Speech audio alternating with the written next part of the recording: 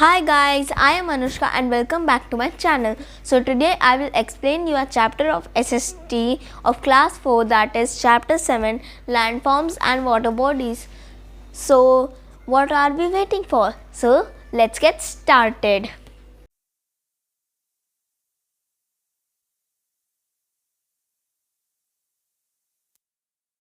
On the earth's surface are called physical features.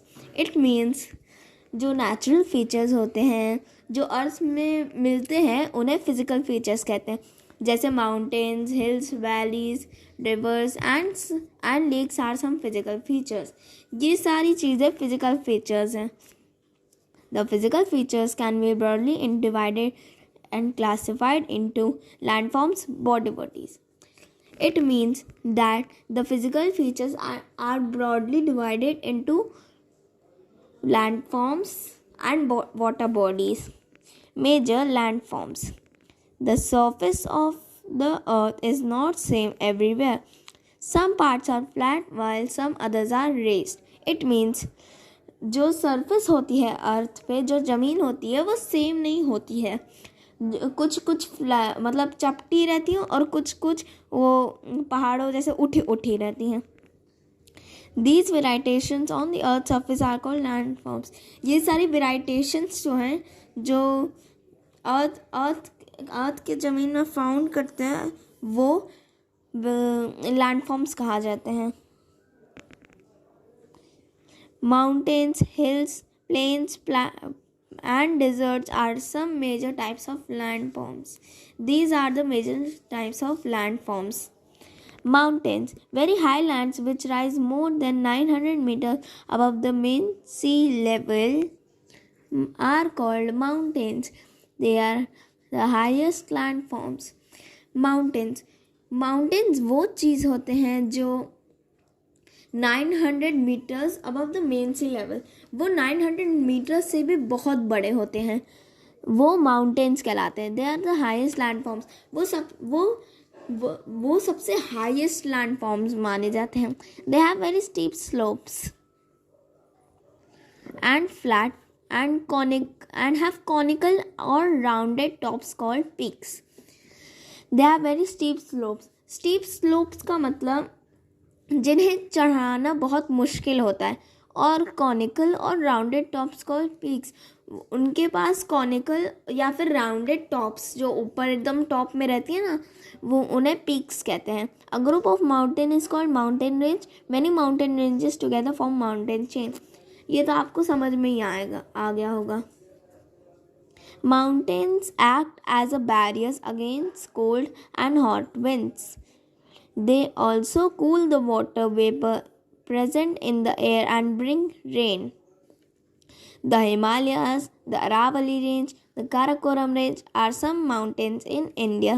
The Alps in Europe, the Rocky Mountains in North America, and Andes in South America are some mountains in the world.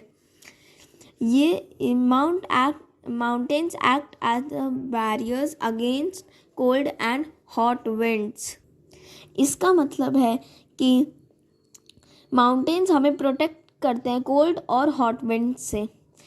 They also cool the water vapour present in the air and bring rain. इसका मतलब है वो water vapour को cool down कर देते हैं और बारिश लाते हैं.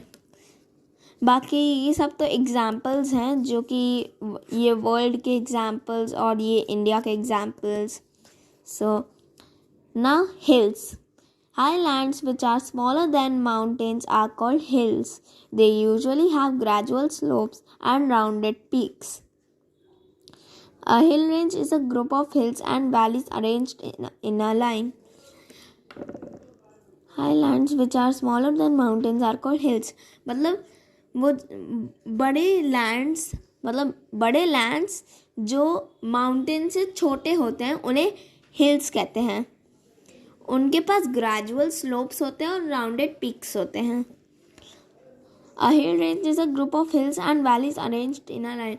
हिल रेंज इज एक ऐसा ग्रुप है जो हिल्स और वैलीज अरेंज करता है लाइन में. The low lying land between two mountains और hills is called a valley. The low lying land मतलब जो जो लो लैंड होता है, नीचे वाली लैंड, बिटवीन टू माउंटेन्स और हिल्स, मतलब हिल्स और दो माउंटेन्स और हिल्स के बीच में जो होता है उसे वैली कहते हैं. The Satpura Range, the Nilgiri Hills, and the Lushai Hills are some examples of hills in India.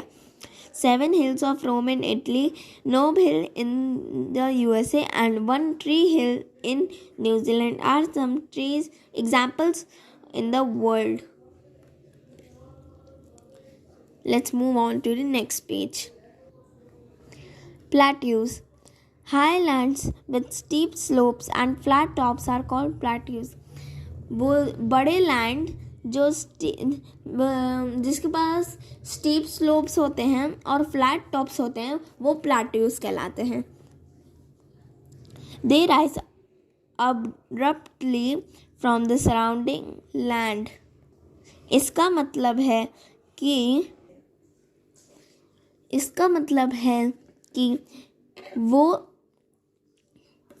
Suddenly rise होते हैं सराउंडिंग लैंड्स में. Some plateaus are rich in mineral deposits. The Deccan plateau, the Chota Nagpur plateau, and the Meghalaya Plateau are some examples of plateaus in India. The Tibetan Plateau is the largest and the highest plateau in the world. जो Tibetan प्लेटू है वो सबसे highest और सबसे लंबा प्लेटू है world में.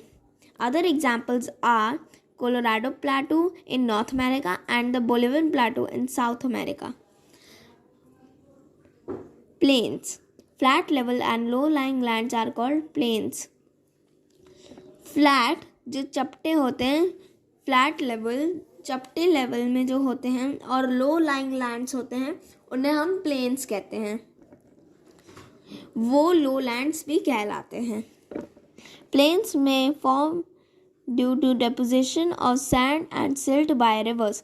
Rivers carry broken pieces of rock, sand, and silt with them. When rivers slow down, these materials are deposits on their bank. Plains are formed by these deposits. This paragraph means it is showing how plains are formed. Plains have fertile soil, which is suitable for agriculture. Also, it is easier to construct road and railway tracks in the plains. Thus, more people live in the plains than the mountains and the plateaus. The Ganga Plain, the Brahmaputra Plain, and the Sundarban Delta are some plains in India.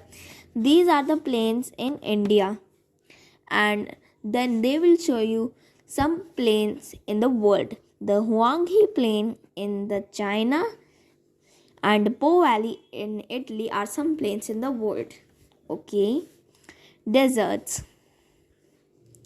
Areas covered with sands and rocks are called deserts. It means जो areas होते हैं जो sand, मिट्टी और पत्थरों से भरे होते हैं उन्हें डेजर्ट्स कहते हैं. Small hills of sand found in deserts are called sand dunes. मतलब जो छोटे छोटे हिल्स होते हैं ना सैंड्स के, उन्हें सैंड ड्यून्स कहते हैं, जो यूजुअली डेजर्ट्स में पाए जाते हैं. Deserts get very little rainfall. इसका मतलब डेजर्ट्स बहुत कम रेनफॉल मिलती है. Thus scanty vegetation is found in desert. Experience very hot days and cold nights. वहाँ पर हॉट डेज होते हैं, बहुत ज़्यादा गर्मी वाला दिन, और कोल्ड नाइट्स मतलब जैसे विंटर में जो नाइट्स आती है ना एकदम ठंडी ठंडी, एकदम उससे भी ज़्यादा ठंडी. Frequent sandstorms are common here. वहाँ पर सैंडस्टॉर्म बहुत होता है. The Thar desert is in India. There is one desert that is in India. It is Thar desert. The Great Sandy Deserts in Australia, the Arabian Desert in Asia, and the Atacama Desert in South America are some examples of deserts in the world. Okay, So guys, major landforms are complete. In next part, I will start water bodies. So that's it for the video, guys. I hope you like it, and do not forget to subscribe, and bye. So that is for the video, guys. I hope you like it, and the next part will come soon. Till then, bye bye. Wait for the next part.